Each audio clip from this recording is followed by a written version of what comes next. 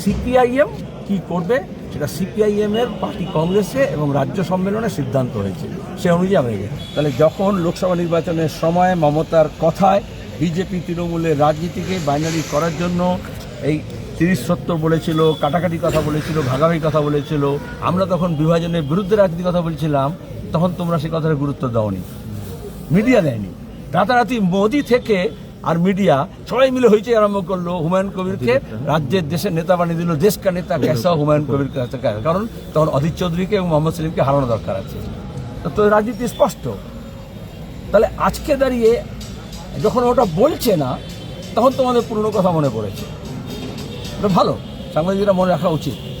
কিন্তু এখন দাঁড়িয়ে আচ্ছা, তখন যখন এই কথাটা বলছিল তখন সে মমতার কোলে ছিল, যে তৃণমূল কংগ্রেস হুমায়ুন কবিরকে এমএলএ করলো, মন্ত্রী করলো, যে হুমায়ুন কবির বিজেপিতে গিয়ে লোকসভার ক্যান্ডিডেট হলো, সেই আবার রাতারাতি আবার যখন ফিরে এলো আবার তৃণমূল কংগ্রেস তাকে এমএলএ করে দিল। সেসব নিয়ে কোনো সমস্যা নেই। আর কে কাকে চোখ মেরেছে সেই নিয়ে তোমাদের চোখে বালি হচ্ছে।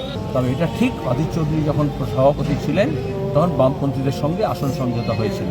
এখন যিনি সভাপতি হয়েছেন শুভঙ্কর বাবু, তার তৃণমূলের প্রতি একটু বেশি দরদ আছে বলে মনে হয়, বা তিনি নিজে সিদ্ধান্ত নিতে পারেন না, এআইসিসি কী বলবে তার জন্য অপেক্ষা করছেন। তো সিপিআইএম বা বামফ্রন্ট দীর্ঘদিন অপেক্ষা করে থাকতে পারে না। আমরা বলছি বামপন্থীদের মধ্যে আসন সমঝোতা হচ্ছে, তারপর আমরা এখন লড়াইয়ের ময়দানে নেমে গেছি। এই আজকে পান্ডুয়াতে কর্মী সভা করছি, বুথ কনভেনারদের মিটিং করছি। আমরা কারোর জন্য অপেক্ষা করে থাকবো না, বসে থাকবো? কংগ্রেসকে ঠিক করতে হবে সে বিজেপির সঙ্গে যাবে না তৃণমূলের সঙ্গে যাবে না বামেদের সঙ্গে যাবে। তো বাংলার মানুষ চাইছে বিজেপি তৃণমূলের বিরুদ্ধে সবাই একসঙ্গে হোক। সেটা শুভঙ্করবাবু যদি না চান আর অধীরবাবু যদি চান, সেটা তাদের দলের সমস্যা। সেটা কি কংগ্রেসকে ছাড়াই হবে? আমি তো তাই বলেছি, কংগ্রেস দলকে সিদ্ধান্ত নিতে হবে। আমি তো কাউকে ছাড়ছি না, আমি তো কাউকে পায়া করতে পারবো না। আমরা পরিষ্কার বলেছি, আগে অবস্থান পরিষ্কার করতে হবে যে আমরা বিজেপি এবং তৃণমূলের বিরুদ্ধে। সেটা এখনও শুভঙ্করবাবু বলতে পারছেন না। উনি ওজন করে দেখছেন তৃণমূলের সঙ্গে গেলে লাভ, না বিজেপির সঙ্গে গেলে লাভ, না তৃণমূলের কংগ্রেসের সঙ্গে গেলে লাভ, বা সিপিএমের সঙ্গে গেলে লাভ। রাজনীতি এরকমভাবে হয় না, নিজের স্পষ্ট ভূমিকা নিতে হয়। মধ্যেও আপনার সেলিম ছিল, হুমায়ুন ছিল, এখন তারা আচ্ছা, বিজেপি আরএসএস রাজনীতি। সুকান্ত মজুমদার তৃণমূলের ওই অধ্যাপক সংগঠন করতো, অথচ আরএসএস। এরকম তৃণমূলের মধ্যে অনেক আরএসএস ঢুকে আছে, প্রথম থেকে আছে, এবং এখন মাঝে মাঝে বেরিয়ে আসছে। তাদের সিলেবাসে এগুলো শেখানো হয়।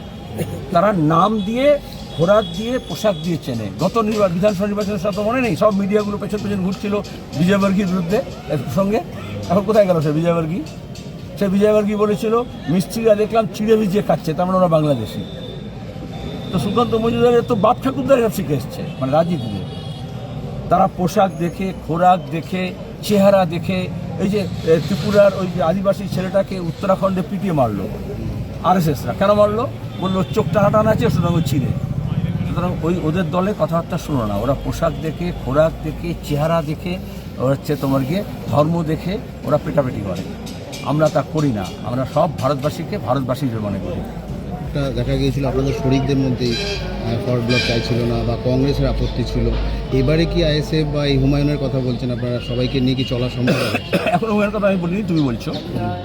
আমার যোগ আমার মুখের মধ্যে ঢুকিয়ে দিও না।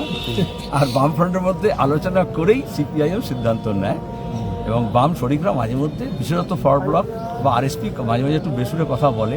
একটু বেসুরে কথা না বললে তারা যে সিপিএম নয় আলাদা একটা দল কী করে বুঝবে? তাহলে তুমি বলবো। আমি তো কালকে বুঝলাম ও কী চায়, যে দল তৈরি করেছে তার লক্ষ্য কী, সেটা আমি সরাসরি মিডিয়া নানা রকমের সিগন্যাল দিচ্ছে। বিভিন্ন রকমের দালাল প্রকৃতির লোকজন থাকে, বিশেষত কিছু ভেটারেন সাংবাদিক থাকে, তারা নির্বাচনের সময় সক্রিয় হয়ে গিয়ে এর কথা ওকে বলে, ওর কথা ওকে বলে। আল্লাহ কারোর মুখে ঝাল খায় না মোহাম্মদ সেলিম। আমি সরাসরি test of pudding is eating, আমি একটু চেখে দেখি আসলে ও কী চাইছে, তারপর আমাদের পার্টিতে গিয়ে আমি ব্যাক করবো, আলোচনা করবো, তারপর সিদ্ধান্ত হবে। যাতে কোথাও কি এটা কি চেক করে নিলেন? হ্যাঁ, এটা কি চেক করে নিলেন? তাই সবই তুলে নিতে হয়, বাজিয়ে নিতে হয়। তুমি একটা জামা কিনতে গেলে 8বার 4বার টেনে টুনে দেখো মাপ ঠিক হবে কি হবে না। আর একটা রাজনীতি তুমি করছো, তুমি একটু মাপ যোগ করবে না, তাহলে ঘুরে পড়ে যাবে, ঘুরে যাবে। বোঝাতে কোথাও কি সংখ্যালঘু ভোটটা কি এক জায়গায় করতে চাইছেন আপনারা, মানে এই আইএসএফের সঙ্গে? আমরা গোটা বাংলার মানুষকে একাট্টা করতে চাইছি। তুমি সংখ্যালঘু সংখ্যাগুরু আর কথা বলছো কেন? মানুষকে আগে মানুষের মনে করো। এই ইসিআই মানুষকে মানুষ মনে করছে না বলে, ভোটারকে ভোটার মনে করছে না বলে নাগরিকতার প্রশ্নে নোটিশ দিচ্ছে, হয়রানি করছে। ভাগাভাগি রাজনীতি মানে কি সর্বনাশ হয়, এটা আমরা বাংলাদেশে দেখেছি, এবং এখানেও সেই রাজনীতি করার চেষ্টা হচ্ছে। আমরা তার বিরুদ্ধে, আমরা বিভাজনের বিরুদ্ধে, সবাইকে এক কাট্টা করছি। বিজেপি এবং তৃণমূল মিলে বাংলার মানুষকে ভাগ করেছে। আগে এরকম হিন্দু মুসলমান মন্দির মসজিদ ছিল না। এখন যারাই এরকম হিন্দু মুসলমান মন্দির মসজিদ বলছে তাদেরকে আমরা বোঝাচ্ছি যে ভাই তুমি কাজের কথা বলো, রুচি রুজির কথা বলো, পরিশ্রমের কথা বলো, মজুরির কথা বলো, এই মন্দির মসজিদ হিন্দু মুসলমান করো না।